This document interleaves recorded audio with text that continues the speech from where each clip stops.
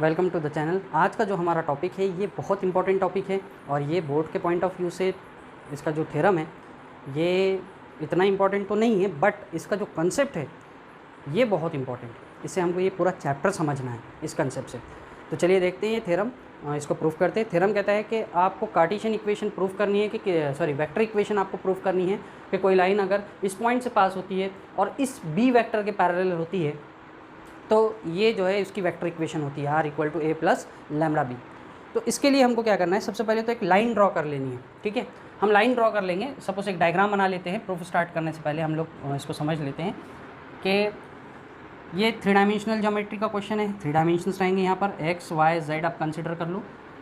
ठीक है, और यहाँ से कोई लाइन जो है यहाँ से पास होती है। सपोज ये लाइन है, इसको आप नाम दे दो एल।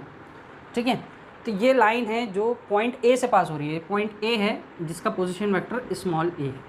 ओके, और ये लाइन जो पैरेलल है किसके है, वेक्टर बी के। ये जो वेक्टर बी है it is parallel to this line L.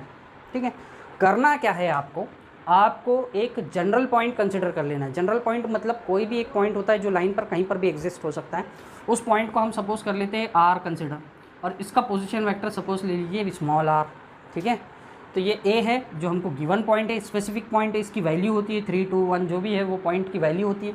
But ये आर जो होता है जनरल पॉइंट होता है, एक्स वाई जेड इसकी वैल्यू होती है, मतलब इसके कोऑर्डिनेट्स एक्स वाई जेड होते हैं। तो हमको ये जो है आर पॉइंट कंसिडर करना है, इतना जो है आपको कंसिडरेशन करना है। ठीक है, अब यहाँ पर ये जो पॉइंट, ये जो वेक्टर बी दिया हुआ है, ये वेक्टर बी लाइन एल के पैरेलल है। इसका मतलब ये जो वेक्टर ए आर रहेगा, वेक्टर ए आर इसके भी पैरेलल होगा। ठीक है ना, since B is parallel to line,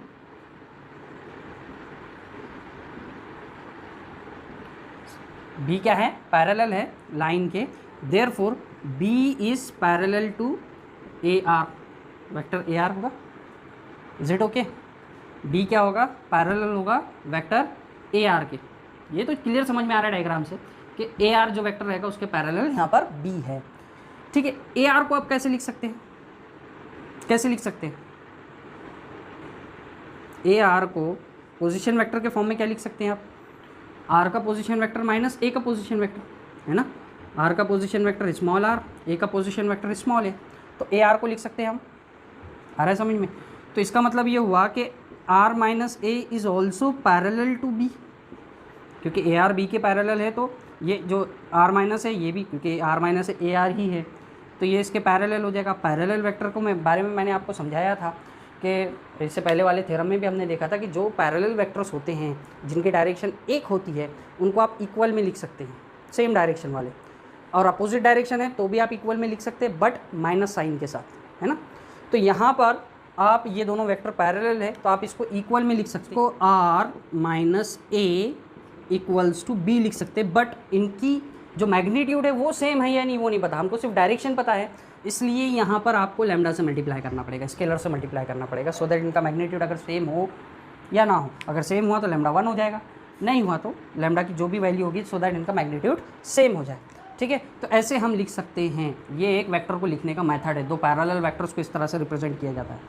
अब ये माइनस ए को मैं इधर शिफ्ट कर दूँ तो आर की वैल्यू क्या हो जाएगी, ए प्लस लैम्डा बी। ये माइनस ए इधर आके प्लस ए हो गया, ए प्लस लैम्डा बी, ये आ गई वेक्टर इक्वेशन। तो ये बहुत सिंपल वे से वेक्टर इक्वेशन यहाँ पर प्रूव हो जाती है लाइन की। सिर्फ आपको कंसिडर क्या करना है, दैट पॉइंट। इसका कार्टेशियन इक्वेशन भी आता है। अच्छा, कार्टेशियन, पहले आप इस चीज़ को समझ लीजिए कि ये जो वेक्टर इक्वेशन है, ये वेक्टर इक्वेशन जो आ रही है आपकी, ये पॉइंट और ये वेक्टर से आ रही है। पॉइंट आपको सपोज यहाँ पर गिवन है x1, y1 एंड z1। क्या पॉइंट गिवन है आपको, ये पॉइंट है x1, y1, z1। और ये जो वेक्टर b है ये आपको लेते हैं ai plus bj plus ck, ये वेक्टर है। तो आप अगर ये वैल्यूज़ पुट कर दोगे, आप सपोज कर लेते हैं कि ये जो पॉइंट है x1, y1, z1 है, ये पॉइंट a के कोऑर्डिनेट्स हैं, तो इसका जो पोजीशन वेक्टर है वो यानी a क्या बन जाएगा, बता सकते हैं आप? पोजीशन वेक्टर कैसे बनता है, कोऑर्डिनेट्स में i j के लगा देते हैं हम, तो ये क्या हो जाएगा, x1i plus y1j plus z1 के, ये हो जाता है पोजीशन वेक्टर। अब ये दोनों ही वैल्यू इसमें पुट करते हैं आप, तो r इक्वल्स टू क्या हो जाता है बताइए, जनरल फॉर्म क्या बन जाएगा, a की वैल्यू क्या आ जाएगी, ai प्लस bj प्लस, और सॉरी a की वैल्यू बोल रहे हैं ना, a की वैल्यू ये है, ए की वैल्यू क्या हो जाएगी यहाँ पर देखिए, इसमें पुट कीजिए तो आर इक्वल्स टू क्या हो जाएगा, ए की value x1i plus y1j plus z1k, ये आ जाएगी ए की वैल्यू। प्लस यहाँ पर क्या है, लैम्डा, लैम्डा एक स्केलर है, ओके। बी की वैल्यू क्या हो जाएगी, बी की वैल्यू ये है ए आई प्लस बी जे प्लस सी के। Is that clear? तो ये बन जाएगा वेक्टर फॉर्म, ये वैल्यूज पुट करने के बाद बनता है वेक्टर फॉर्म। अब होता क्या है, आपको कार्टेशियन फॉर्म भी निकालना होता है, यानी ये कंडीशन है, ये पॉइंट आपको x1 y1 z1 दिया हुआ है और ये जो है a b c दिया हुआ है, ये वेक्टर b दिया हुआ है। तो किसी भी वेक्टर से आप डायरेक्शन रेशो बहुत आसानी से निकाल सकते हैं। ये सपोजली ये कर लीजिए b वेक्टर है, तो इसके डायरेक्शन रेशोज़ क्या होंगे, डायरेक्शन रेशोज़ ऑफ b क्या हो जाएंगे बताइए, कैसे निकलेंगे, ये a b c, ये हो जाएंगे a b एंड c। ये जो आई जे के कोएफिशिएंट्स में होते हैं, ये होते हैं डायरेक्शन रेशोज़। किसी भी वेक्टर के डायरेक्शन रेशोज़ इस तरह से निकाले जाते हैं। आ रहा है समझ में? और अगर वो यूनिट वेक्टर हुआ, अगर ये सपोज b यूनिट वेक्टर होता, तो ये ए बी सी उसका डायरेक्शन कोसाइन बन जाता है, बट उतना डिटेल में अभी नहीं जाना है हमको। तो आप किसी भी वेक्टर से डायरेक्शन रेशो कैसे निकाल सकते हैं, आई जे के कोएफिशिएंट्स उसके डायरेक्शन रेशो होते हैं। तो ये बन गया b के डायरेक्शन रेशो आ गए हमारे पास ए बी सी, ठीक है। अब ये ए आर के डायरेक्शन रेशो क्या हो जाएंगे, direction ratios of A R के डायरेक्शन रेशो कैसे निकलेंगे, पॉइंट को माइनस करके। ये देखिए आर और ये, अब ये आर पॉइंट क्या होता है, मैंने आपको इससे पहले भी बताया कि आर जो है ये जनरल पॉइंट है। जनरल पॉइंट लाइन पे कहीं पे भी एग्जिस्ट कर सकता है।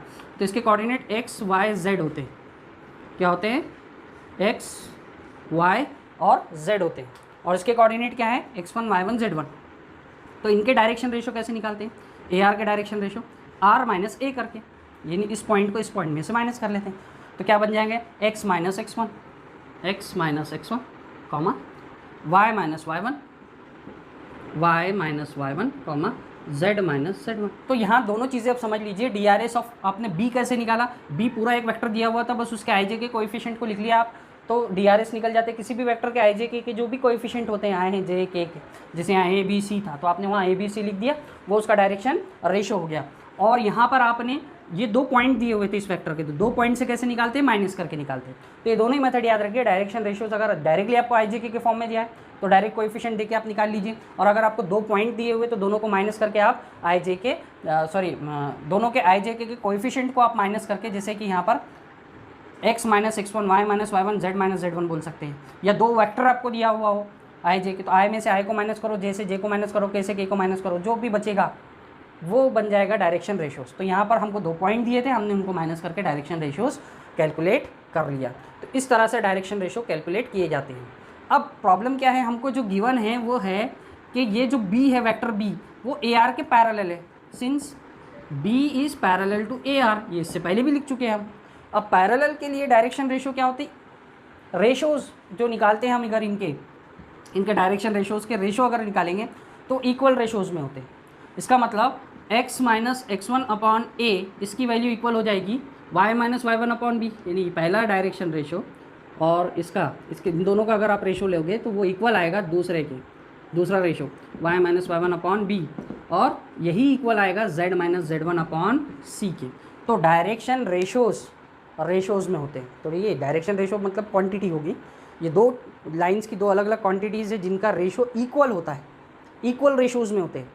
तो ये पैरेलल, किसी भी 2 पैरेलल वेक्टर पे अप्लाई की जाती है प्रॉपर्टी कि जब 2 वेक्टर पैरेलल हो तो उनके डायरेक्शन रेशोज़ हमेशा कैसे होते हैं, इक्वल रेशोज़ में होते हैं। तो ये इक्वल रेशो में कर लेंगे अगर आपको, तो ये इक्वेशन आपको मिल जाएगी। इसको हम कार्टेशियन इक्वेशन बोलते हैं, ठीक है।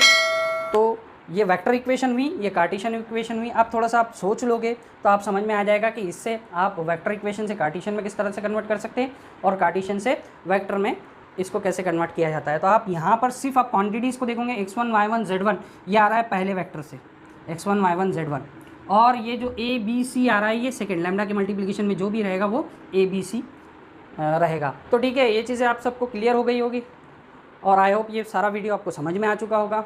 अगर कोई प्रॉब्लम हो, कोई इशू हो तो कमेंट कीजिए, और वीडियो कैसा लगा बताइए, और किसी टॉपिक पे अगर आप वीडियो देखना चाहते हैं तो आप कमेंट करके बता सकते हैं। तो ठीक है, मिलते हैं नेक्स्ट वीडियो में।